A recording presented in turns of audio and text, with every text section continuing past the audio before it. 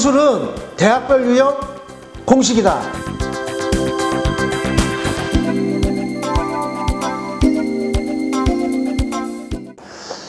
안녕하십니까. 탑 국어논술 학원 원장 논달 임승철입니다.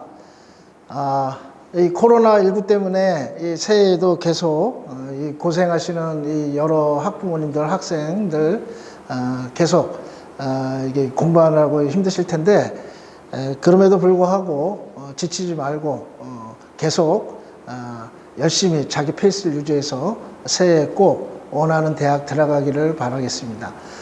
오늘은 이제 오늘 1월 4일인데요.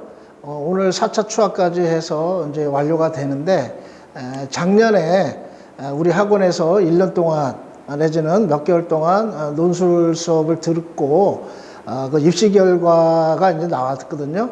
그 결과를 오늘 보고하고, 그 다음에 이제 2022학년도 논술 전형의 특징에 대해서 간략하게 말씀드리는 그런 시간을 갖도록 하겠습니다. 제가 오늘 이제 이 풍성한 이제 이 수학을 가지고 여러분들에게 이렇게 입시 결과 분석을 말씀드릴 텐데요. 올해 입시 결과는 작년에도 이제 전국 탑을 기록을 했었는데, 올해는 더 높은 성과를 내서 또다시 우리 탑 국어 논술 학원이 대한민국 대표 논술, 으뜸 논술이라는 걸 입증을 했습니다. 그 결과를 오늘 말씀드리겠고요. 이 시간을 빌려서 저하고 함께 고생하셨던 유남중 선생님, 안소영 선생님, 그리고 배유신 선생님, 그리고 수리논술 김한경 선생님께 심심한 감사 인사 올리고요. 그리고 공부하느라고 애쓰고 또 합격한 그 영광을 얻은 학생들에게는 다시 한번 축하의 말씀드리고, 애석하게도 요번에 그 합격하지 못하고 낙방한 학생들한테는 결코 좌절하거나 포기하지 말고 다시 한번 도전하라고 하는 그러한 격려와 위로의 말씀 전하는 바입니다. 자, 그럼 각설하고 작년 2021학년도 대입 수시 논술에서 얼마나 압도적인 성과를 얻었는지 그 결과를 이렇게 말씀드리도록 하겠습니다. 저희 요번 2021학년도에 이제 수능 최저를 마치고 수능 최저 없는 논술까지 포함해서 마지막에 총 응시한 학생이 79명밖에 안 됩니다. 작년에는 100명이 응시를 했었어요. 최저 기준을 마친 학생들이 제법 있었는데, 올해는 최저 기준을 한 80%가 못 맞췄습니다. 애석하게도. 그래서 이제 79명이 응시를 해서, 그럼에도 불구하고 이제 32명이 이제 합격을 했습니다. 작년에는 100명 응시에서 33명이 이제 합격을 했죠. 그래서 33%였던 작년 비율에 비해서 올해는 무려 8%나 더 증가해서 41%, 10명 중에 4명이 합격을 했습니다. 놀라운 기적 같은 성과라고 할 수 있겠습니다. 그리고요, 이제 논술 합격률이 높으려면은 사실 논술을 좀 꾸준히 오랫동안 해야 되거든요. 최소한 6개월 이상은 해야 되는데, 이 1학기 이제 이상 공부한 학생들, 그러니까 이제 겨울방학이 돼서 이제 오거나 아니면 이제 여름방학 전부터 와서 이제 파이널까지 완주한 학생들이 작년에는 32명 중에 18명 붙어서 56.2%가 합격을 했습니다. 근데 올해는 이제 완주한 학생이 이제 많지는 않아요. 그러니까 23명 중에 이제 14명이 완주를 했는데, 그 중에 60.8%가 이제 합격을 했습니다. 이것은 꾸준히 오랫동안 공부한 학생들이 이제 논술 합격이 높다라는 것을 입증하는 그러한 자료라고 볼 수 있겠습니다. 그리고 올해는 좀 특이하게도요, 그 좀 이렇게 오랫동안 논술을 하지 않았어도 여름방학서부터 파이널까지 이제 공부한 한 6개월 미만한 학생들도 꽤 합격률이 높습니다. 작년에는 한 42명 중에 한 11명이 붙어서 26.2%가 합격을 했는데, 올해는 한 6.3% 정도 더 업돼가지고 40명 중에 13명이 붙었어요. 그래서 32.5%가 합격을 했습니다. 이거 보고 또 이제 괜히 또 뭐 논술 좀만 하면 되겠구나 이런 생각하지 마시고, 이렇게 지금 여름방학 때 이후에 오신 학생들이 주로 많이 합격한 이유가 저 재수생들입니다. 올해 이게 재수생이 거의 3분의 2가 붙었거든요. 수능 체제도 마치고 1년 정도 또 이제 공부를 더 짬밥이 있으니까 그만큼 이제 독해력도 또 높고 이제 그러한 학생들이 많이 붙었다 그렇게 생각하시면 될 것 같습니다. 그리고 이제 이 놀라운 그 결과인데 사실 이 파이널만 수강해가지고는 별로 합격률이 높지 않거든요. 그래서 작년에는 파이널만 수강한 학생들 경우가 이제 26명이었고 그중에 4명이 붙어서 15.4%밖에 합격을 못했는데 사실 15.4%도 높은 편이죠. 전체 논술 경쟁률에 비하면. 근데 이번에는 16명 들어서 5명이 합격을 했습니다. 그래서 무려 31.3%가 합격을 했어요.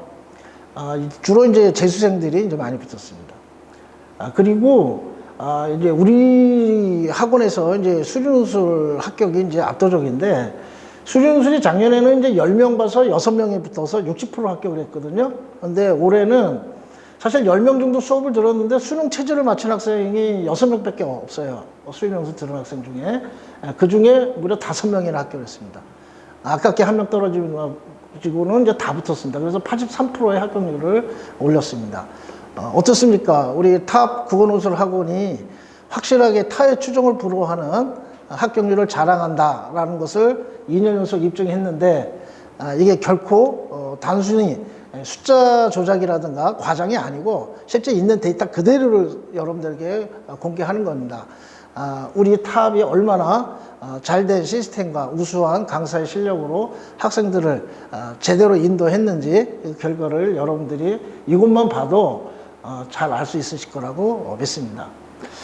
자, 그리고요, 좀 더 이제 강론적으로, 미시적으로 이제 들어가 보면, 우리 학원이 원래 이제 외대를 이제 많이 합격시켰거든요. 제가 이제 외대를 직접 연구를 많이 해서 교재도 직접 만들고, 예상 문제도 만들고, 또 마치기도 하고, 그래서 이제 작년에 이제 10명 중에 6명이 합격하는 이제 대박을 쳤었는데, 올해도 이제 10명이 최저 기준 마치고 이제 5명이 합격을 했습니다. 그래서 50%의 합격률을 이루게 됐고요. 이 이외에 작년에는 이제 체제 없는 이제 외대 글로벌에는 응시를 안 했었는데 올해는 이제 그 1명이 이제 붙었습니다. 그래서 9명의 그 체제 없는 외대 글로벌 중에 1명 붙어서 숫자는 똑같아요. 6명 붙었는데 아무튼 체제 있는 서울 캠퍼스의 합격률은 약간 떨어지긴 했지만 10명 중에 5명이라고 하면 정말 경이로운 합격률 아니겠습니까? 자, 그 다음에 홍익대는 이제 작년에는 이제 체저 마친 친구가 이제 1명이 수업을 들었는데 이제 낙방했었습니다. 근데 올해는 홍대로 한 5명 정도 들었었는데 체저를 마친 학생이 2명밖에 없습니다. 근데 이제 2명이 다 합격했어요. 100% 합격률입니다. 그리고 성대 같은 경우는 작년에 5명이 이제 체저를 맞춰가지고 이제 응시를 했는데 2명이 붙어서 40% 합격률인데 올해는 이제 수업은 뭐 한 5명 들었었는데 사실 체저를 마친 학생이 거의 없어요. 그래서 2명밖에 이제 못 맞춰서 1명이 합격을 해서 50% 합격률이고요. 중앙대는 작년에 3명 중에 이제 1명이 붙어서 33%인데 올해는 5명 중에 2명이 붙어서 40% 합격률을 올렸습니다. 그리고 이제 에리카가 작년에 10명 중에 3명 33% 많이 붙었습니다. 그 이유가 작년에는 이제 수리논술이 없었어요. 그리고 민재가 비교적 쉬웠었습니다. 그래서 응시도 많이 하고 그랬었는데 올해는 이제 수리논술이 이제 도입이 되면서 응시율이 확 떨어졌고요. 또 최저 기준도 있고 그래서 3명밖에 이제 최저 마친 학생이 없었습니다. 그 중에 이제 1명이 붙어서 이제 33%의 합격률을 올렸고요. 작년에 세종대는 응시를 하지 않았었습니다. 우리 학원에서는. 근데 이제 우리 학원에서 올해는 이제 2명이 응시를 했어요. 최저 마친 학생. 그 중에 1명이 붙어가지고 이제 50% 합격률을 올렸고요. 동국대는 작년에 합격생이 없었습니다. 근데 올해는 1명이 응시를 했죠. 그래서 이제 1명이 이제 합격을 한 100%. 연세대는 작년에 이제 4명이 이제 응시를 했다가 이제 1명도 이제 붙지 못했는데 올해는 대박 났죠. 부천고 학생이 연세대학교 사학과를 붙었습니다. 그래서 6명이 응시를 해서 한 명이 붙어서 17%의 합격률을 올렸고요. 사실 이제 연세대를 2년 동안에 이제 합격을 못 시켰다가 요번에 다시 한번 소원 풀었습니다. 그 다음에 한양대는 이제 작년에 8명 응시했는데 이제 한 명도 이제 합격을 못 해가지고 도대체 누가 합격하는 거야? 정말 이거 과거 시험 아니냐? 이런 말들이 많았고 저희들도 참, 어떻게 합격시킬까 고심이 많았었는데 올해는 작년에 이제 수업을 저한테 들었던 학생이 다시 도전을 해서 드디어 합격을 했습니다. 미디어 커뮤니케이션과로. 그래서 7명이 응시를 해서 1명이 합격을 해서 이제 14% 합격률 이렇게 됐고요. 그 다음에 이제 학생부나 이제 적성, 이 부분에 있어서는 이제 작년에 16명이 합격을 했고요. 올해도 이제 학생부는 12명, 고대나 경희대, 뭐 국민대, 뭐 인하대, 인천대 이런 데를 포함해서 12명이 붙었고, 적성으로 가천대 4명이 이제 합격을 했습니다. 이런 식으로 저희 2021학년도 수시 합격률 분석을 이렇게 정리해 드렸습니다. 다음으로는 이제 수능 최저 기준이 있는 대학하고 이제 없는 대학 합격률을 좀 잠시 보도록 하겠습니다. 2019학년도에는 이제 수능 최저가 있는 대학의 이제 합격률이 70%, 없는 대학이 이제 30% 이렇게 합격을 했습니다. 그리고 재작년에는 2020학년도에는 이제 수능 최저 있는 대학이 73%, 그리고 수능 최저 없는 대학이 27%. 그리고 이제 올해 2021학년도에는 수능 최저 있는 대학이 75%, 그 다음에 수능 최저 없는 대학이 25% 이렇게 지금 갈수록 수능 최저 없는 대학의 그 합격률이 조금씩 떨어지고 있습니다. 그리고 수능 최저 있는 대학은 점차 올라가고 있죠. 이것이 대단히 이제 함축하는 의미가 큰데요. 그만큼 이제 논술에 있어서 합격의 관건은 특히 이제 인서울에 있어서 특히 상위권 대학에 있어서 최저 합격 기준이 관건이다라는 부분이고요. 그 다음에 이제 수능 최저 없는 대학은 이제 갈수록 이제 경쟁률이 좀 더 높아지고 있다. 그러한 측면을 좀 반영한다고 보겠습니다. 그럼에도 불구하고 이거는 이제 일반적인 경우가 아니고 저희 학원에만 해당하는 경우입니다. 사실 뭐 대치동이든 목동이든 아무리 잘 나간다라고 하는 학원도 아마 수능 최저 없는 대학의 합격률 25% 내기 거의 불가능하거든요. 이것은 우리 학원이 그만큼 치밀한 전략과 맞춤식 수업으로 해서 아주 가장 잘 가르쳤기 때문에 이 정도 결과가 나온 거고요. 아무튼 우리 학원에서 수업을 들을 때에 수능 최저가 있는 경우와 없는 경우에 대한 분석이니까 다른 전국적인 그러한 비교 분석은 이제 아니라고 보시면 되겠습니다. 자, 이상으로 구체적인 통계를 통해서 본 이제 2021학년도 논술 합격 분석을 좀 마치도록 하겠고요. 제가 탑 국어 논술 학원에 지금 2년차 이제 부임해서 이제 활동을 하고 있는데 2년 정도 하면서 제가 느낀 교훈, 특히 이제 2021학년도 올해 논술 시험을 제가 총괄 지휘하면서 느낀 점을 한 5가지 정도로 이제 교훈을 정리해 봤습니다. 첫 번째는 항상 제가 강조하는 건데 기초가 중요하다는 겁니다. 그래서 이제 학생들 이제 인터뷰가 이제 있거든요. 그걸 좀 보시면 알겠지만 학생들이 이제 합격자들이 이구동성으로 하는 것이 파이널 수업이 중요한 게 아니라 이제 기본 능력이 중요하다, 응용력이 중요하다 이런 말을 많이 해요. 그래서 제가 이제 첫 번째로 이제 하는 수업이 논술의 기본 정석이라는 책입니다. 이걸 가지고 이제 한 달 정도 하고요. 그 다음에 그 4번 수업이 끝난 후에 1차 모의 논술을 봅니다. 그리고 이것을 성적 내서 학생하고 학부모님한테 보여드리고 매달 이제 모의 논술을 보는데 사실상 이제 시작이 반이라 그러지 않습니까? 첫 번째의 기초를 얼마나 튼튼하게 형성하느냐에 따라서 그 이후에 뿌리가 내리고 이제 줄기와 가지가 뻗어나가는 그러한 가장 기본 토대가 형성되는 거기 때문에 이 수업이 제일 중요합니다. 그리고 이때 시험 1차 모의 논술 봐가지고 90점 이상을 합격한 학생들이 이번에 32명 합격자들의 대다수를 차지합니다. 물론 이제 78점을 맞았던 학생이 있어요. 근데 그 친구도 사실은 가운데를 합격했습니다. 이 놀라운 결과인데. 그리고 80점대 합격자도 이제 몇 명이 있습니다. 3분의 1 정도 있는데, 전체적으로 한 3분의 2 정도가 논술의 기본 정석을 배우고 1차 모의 논술에서 90점 이상을 받은 학생들이 대부분 합격했다. 그만큼 기초가 중요하다는 것이고요. 그리고 이제 사실상 막판에 파이널 수업보다는 그 중간에 있어서 여름방학 전까지의 이 독해력이라든가 주제에 대한 이해 분석력이라든가 요약이나 표현력 등의 그런 응용을 할 수 있는 기본 실력을 갖출 수 있는 그러한 또 논리의 힘과 논리의 나무, 이런 수업이 매우 중요하다는 것입니다.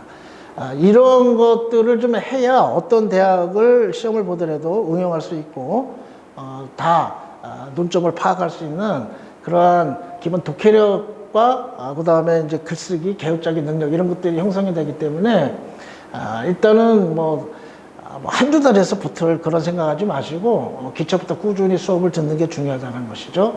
그리고 맨 마지막에 대학별 파이널 수업은 사실상 학교별 유형을 익히고 그 채점 기준과 기축에 따라 가지고 실전에 적응하는 훈련입니다. 사실 이게 막판에 있어서는 마무리하는데 대단히 중요합니다. 그거를 하지 못하면 사실 거의 10점 정도가 감점이 되게 돼 있거든요.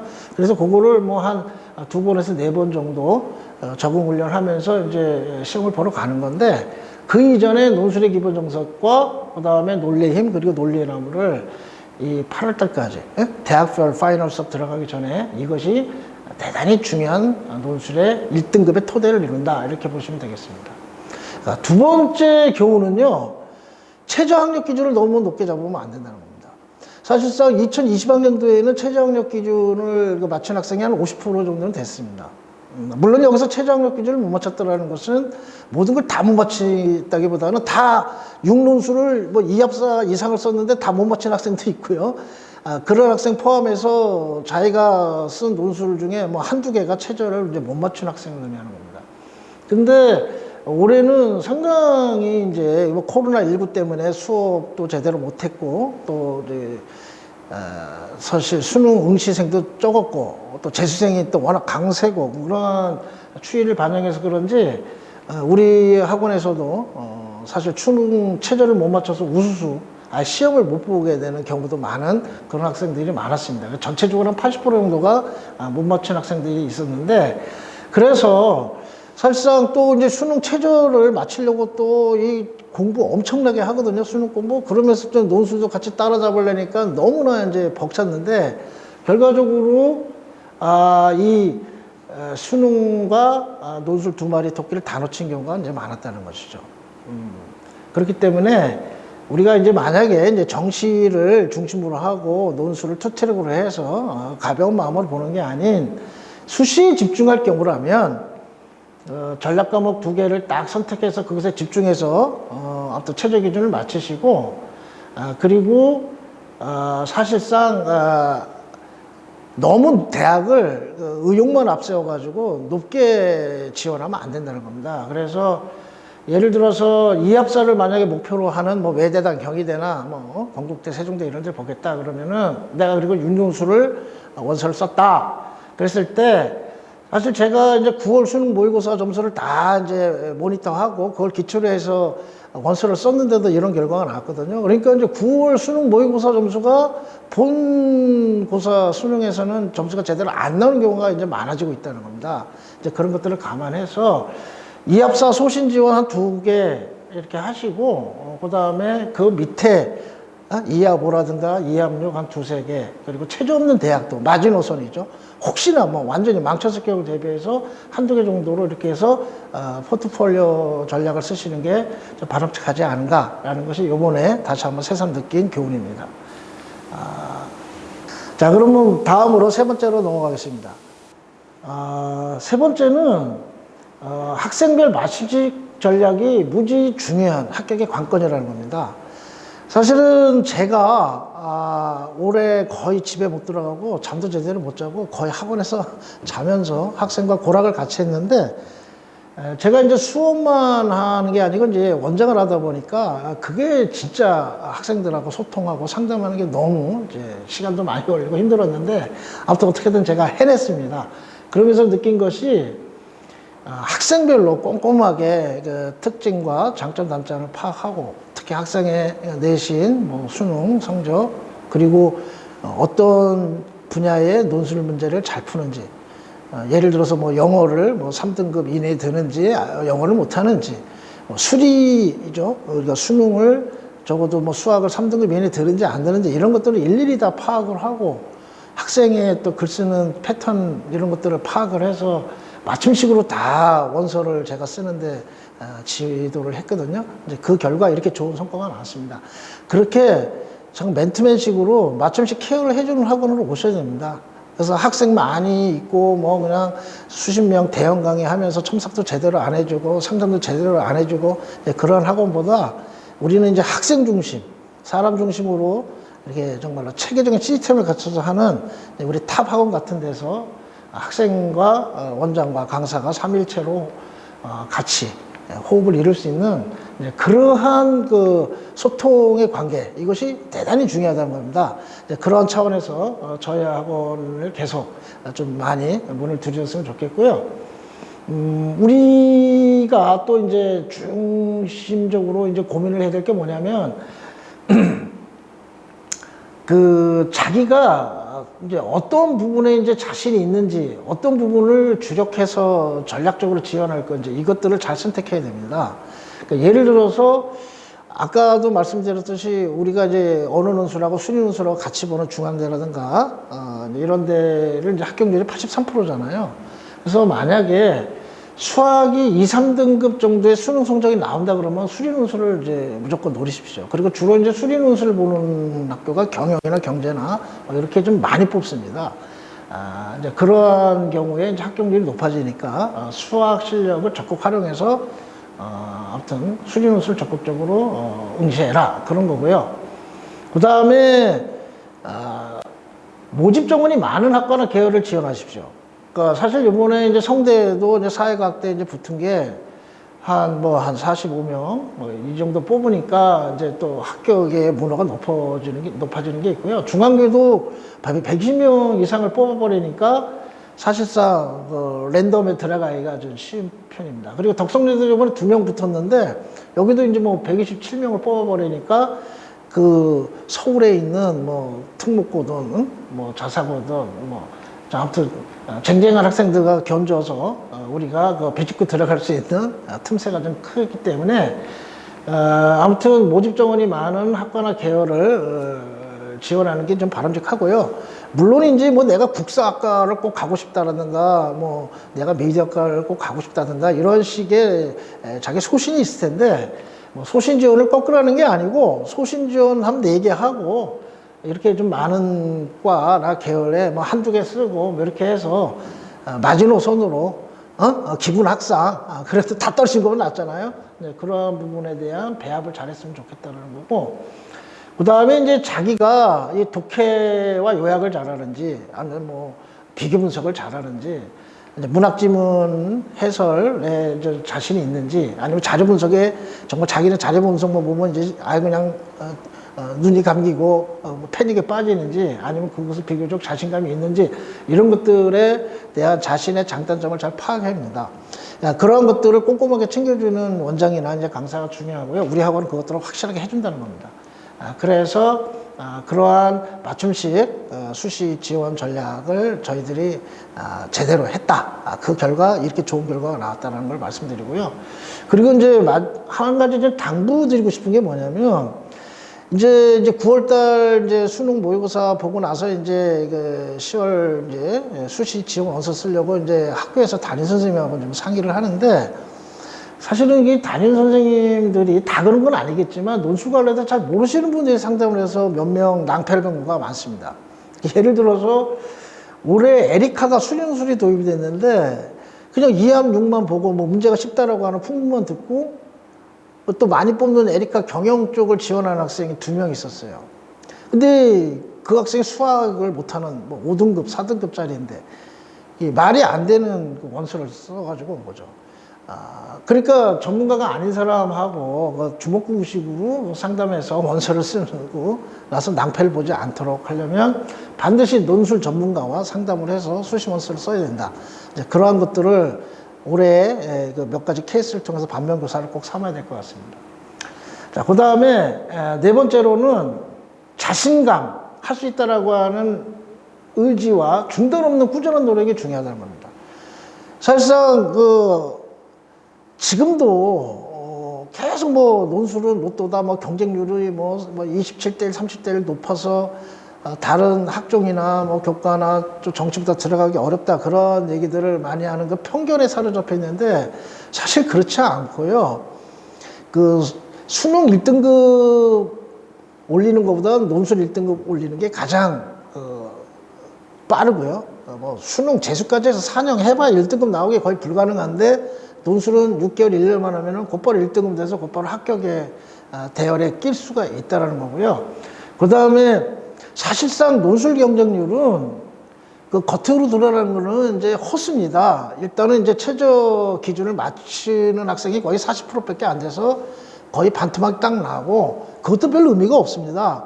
실제 논술은 1등급 A 학점이나 A 플러스 학점들 간의 경쟁이거든요.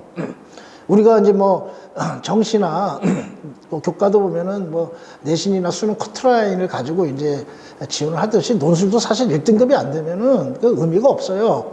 그래서 나머지는 다 거의 100등에다가 자던가 써도 제대로 답을 못 쓰는 애들이 부지기수고, 실제 이제 마지막에 이제 내배에서 뽑아서 거기에서 최종 합격자를 고르는 그런 A 학점들 간의 경쟁이라고 보시면 되고요. 저희 학원에서는 어떻게 해서든지 거의 대부분의 학생을 적어도 6개월 이상 수업을 들으면은 이제 A 학점까지는 만들어낼 수 있는 그런 특별한 노하우가 있다는 겁니다. 그렇기 때문에 저희들이 이런 합격률을 내는 거고, 특히 이 부천 이 변방에서 논술로 해서 전국 탑을 합격률을 달성하는 이유는 이제 그러한 저희들의 있어서의 전략과 시스템과 노하우, 강사들의 열정과 실력, 이런 것들이 있다는 겁니다. 그렇기 때문에 적어도 이 탑 9급 논술학원이 부천에 건재하는 한 여전히 논술로 들어갈 수 있는 틈새는 넓다. 그거를 믿으시고, 아무튼 탑에서 공부를 해서 내가 갈 수 있다라고 하는 자신감, 할 수 있다는 긍정적 마인드, 이것들을 갖추는 게 중요하고요. 그 다음에 너무 또 수능 체제를 높게 잡아가지고 내가 수능이 안 나오니까 다시 또 입시학원 가가지고 열심히 공부하다 올게요, 이런 학생이라든가, 또 내가 지금 실력이 어느 정도인지 다른 학원과 좀 비교해보고 싶다. 다른 학원에서 다시 한번 평가해보고 싶다. 그래서 목동이나 대치동 내지는 이 근처 다른 학원 가고 그러는데, 솔직히 말해서 그런 학생들 합격하는 학생들 거의 없습니다. 왜냐하면 이 주변에 거의 합격을 못 하거든요. 그렇기 때문에 우리 학원에서 한번 딱 인연을 맺고 어떤 계획을 가지고 이제 시작했을 때 중단 없이 갔을 때 그것이 성과와 꽃을 피는 거지, 자꾸 이제 중단하고 도중 하차하고 그러면은 이제 물거품이 되는 거죠. 네, 그러한 차원에서 중단 없는 꾸준한 노력이 중요한 것이고요. 그 다음에 우리가 인서울을 하는 데 있어서 사실 아까도 말했지만 노력 대비 가성비가 논술이 사실 높습니다. 학생부 종합 이런 것보다 사실 높아요. 실질 경제는 4대1 똑같고요. 그렇기 때문에 1년간 꾸준히 노력하면 6개 논술 중 1개를 합격할 확률이 가장 높다는 것을 명심하시기 바랍니다. 그래서 내신 3등급에서 5등급인 학생인 경우에는 반드시 논술을 1차적으로 고려해야 합니다. 사실 내신 3에서 5등급 가지고 학종으로 인서울하기 불가능한 거 아시지 않습니까? 그렇기 때문에 논술은 이제 적어도 논술 전형이 폐지되기 전까지는 우리 부천이나 수도권 지역의 재학생 경우에는 필수 코스 아니겠는가, 이런 생각이 들고요. 그리고 저희 학원 같은 경우에는 이제 거의 가망이 없다고 모두 학교에서도 그렇고 이제 포기하고, 제가 봐도 처음에 왔을 때 되게 심란한 학생들이 많았는데 그런 학생들도 저희 학원에서 1년 정도 수업 듣고 대박을 나는 친구들이 많았습니다. 사실 그 비결은 그 하나만 예를 들으면 뭐 내신이 5.8, 뭐 6, 뭐 이런 학생들도 있고요. 그리고 이제 또 이과로는 도저히 안 되는데 이제 문과로 이제 교차 지원 와가지고 논술 한번 해보겠다 이런 친구들이 있었습니다.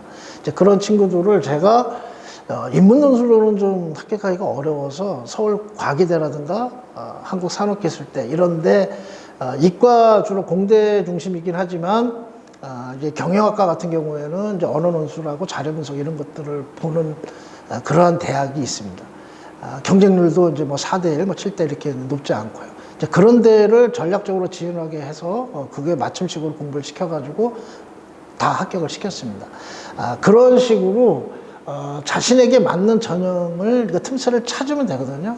그거는 이제 정성을 들이면 되는 겁니다.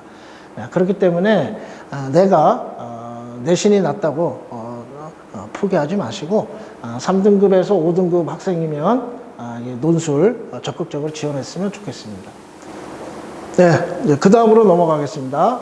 마지막 5번째, 탑 국어 논술 학원이 대한민국 으뜸 논술임을 명심하라 이겁니다. 이제 아까도 계속 제가 강조했는데 너무 자화자찬 같지만 이제 제가 사실은 대치동 유레카 옛날에 이제 가장 유명했던 대한민국 대표 논술 유레카를 제가 같이 만든 사람이고, 또 이제 실제 제가 닉네임이 논술의 달인 아닙니까? 그래서 많은 사람들이 제 명성을 알고 있는데, 제가 이제 이 부천 탑 논술을 인수해서 여기에서 이제 입시 성과를 내는 게 사실상 제가 이제 대한민국에서 사실은 논술은 제일 가르치는 몇몇 사람 중에 하나라고 자부하고 있는 건데, 그래서 이렇게 성과를 내는 건데, 그렇기 때문에 목동이나 대치동으로 가서 시간 낭비하지 마세요. 거기 가서 괜히 그냥 원 오브 댐으로 해서 집착 취급당하지 마시고, 또 여기저기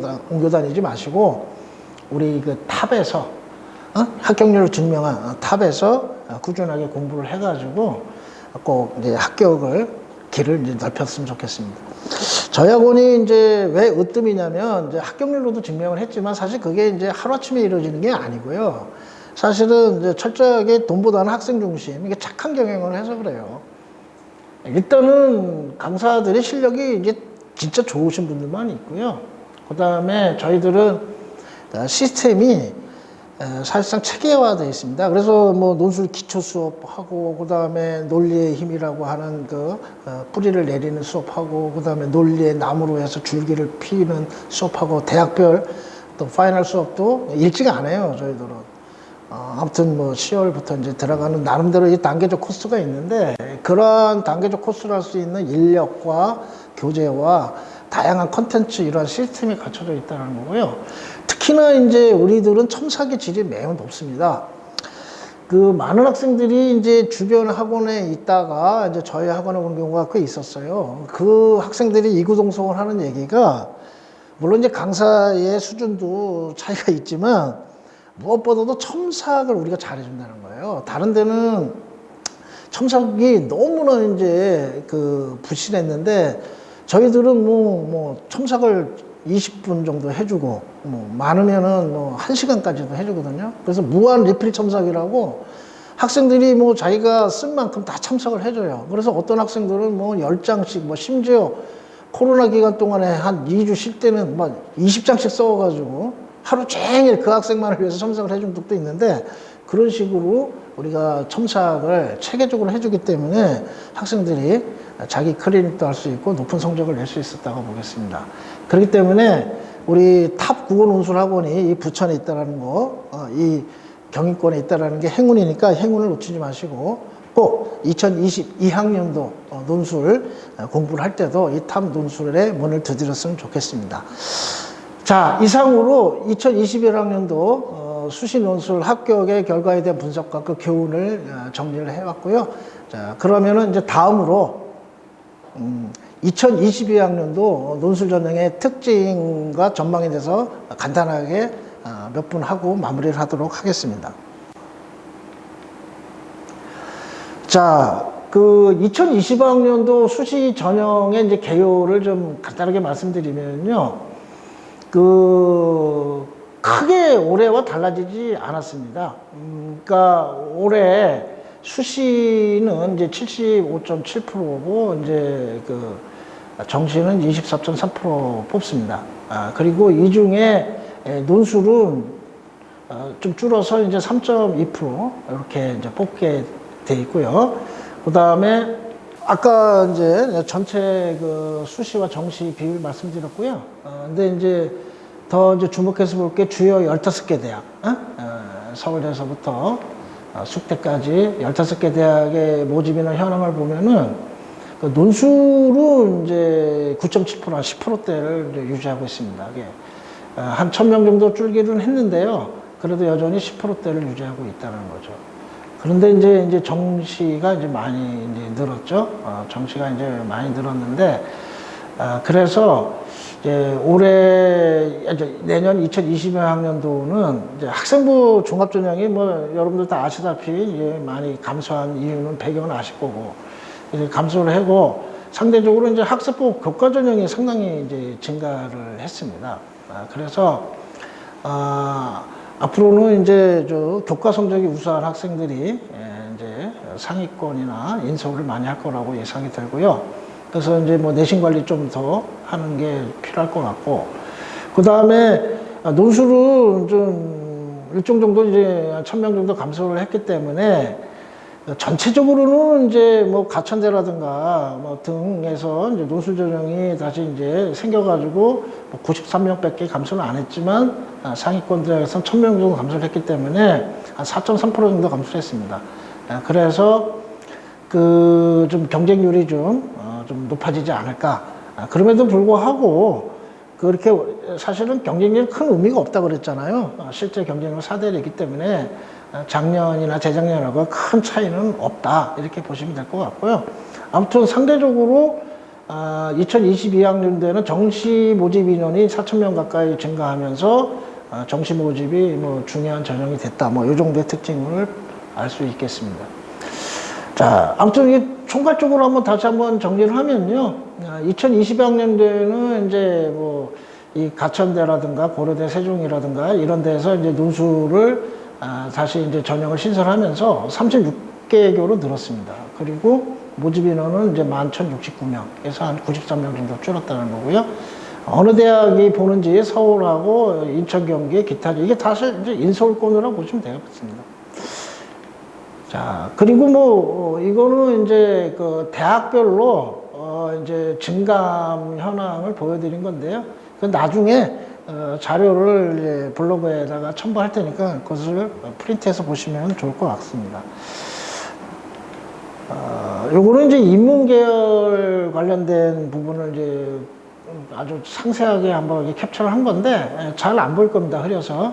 근데 아무튼, 인문계열이 그 자연계열보다 논술 기존에 봤던 대학 중에 이제 감소율이 좀 더 커요.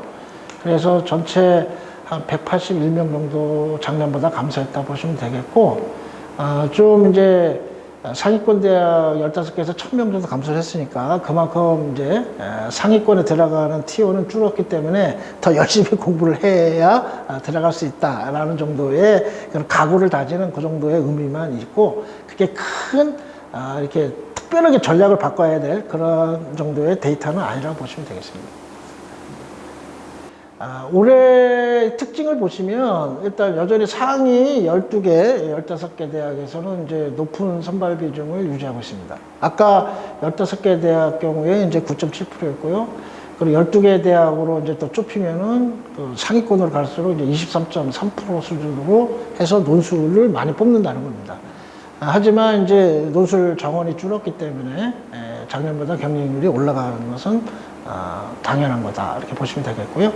근데 이제 반가운 소식이 뭐냐면 수능 최저 기준 완화 대학이 이제 올해 작년에 이어서 이제 2개가 더 늘었습니다.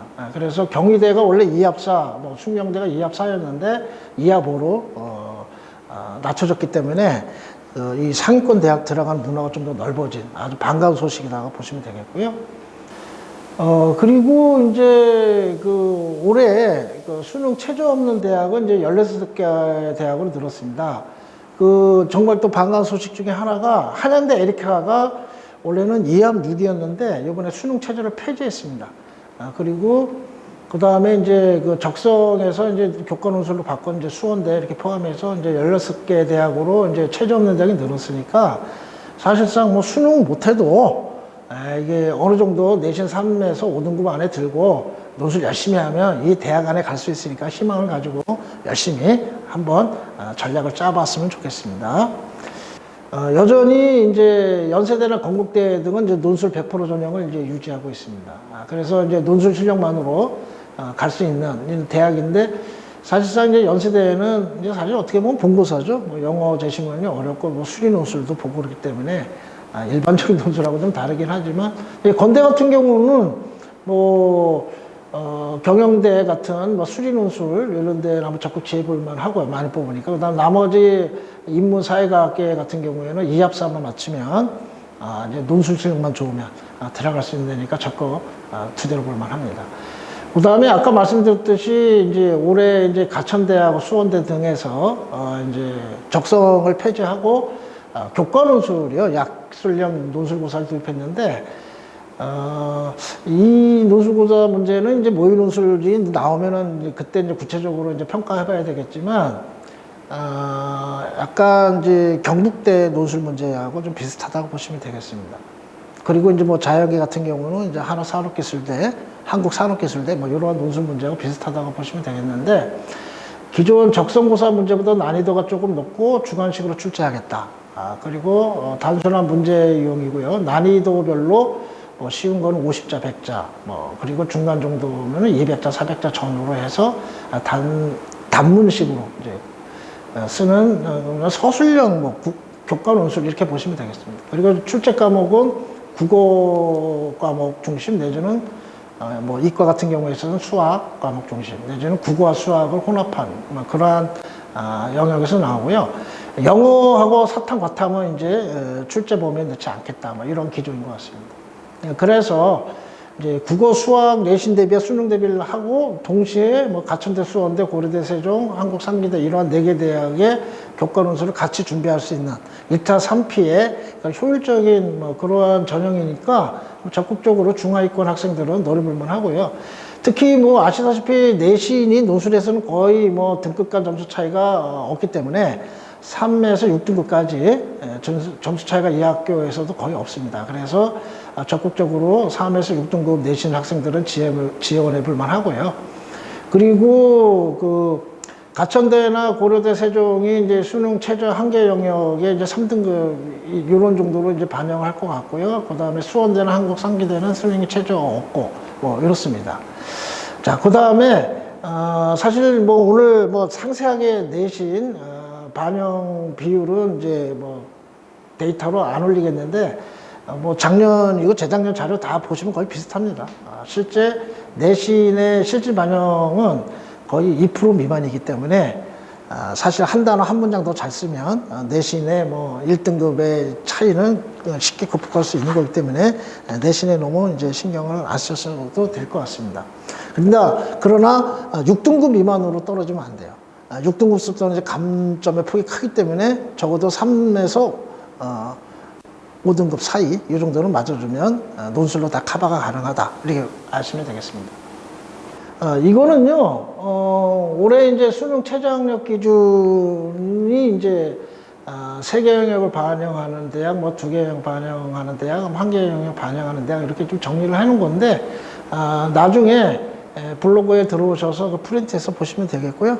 나중에 구체적으로 어떠한 사탐을 반영하고 자세하게 문과, 이과 다 포함한 수능 최저 학력 기준을 한 페이지로 일목요연하게 정리해서 오프라인 때 더 상세하게 설명드리도록 하겠습니다. 이상으로 2021학년도 수시논술 입시 결과 분석하고요. 2022학년도 논술의 전형의 개요와 특징에 대해서 알아봤고요.